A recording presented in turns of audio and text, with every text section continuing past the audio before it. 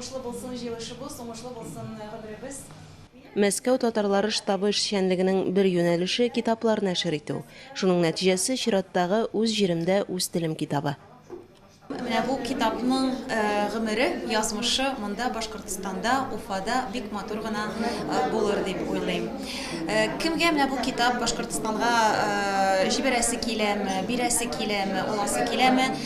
Языгыз безгә штабка, килегез штабка, китапларыбыз бар, без аны чыгардык татарлар өчен. Чит телләрдә тел ачыла, ана теле онытылган, туган халкым, газиз халкым, бүген сиңа ниләр булган?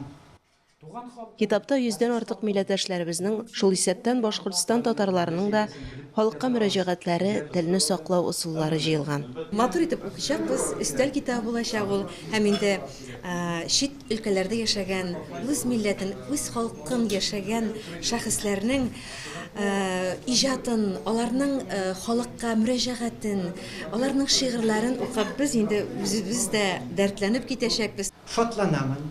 Ник шатланам дисең, сәбәбе бар. Җир шарында җәйләп яткан икәем бар. Чарада Мәскәү кунакларыннан тыш журналистлар һәм җәмәгать эшлеклеләре катнашты.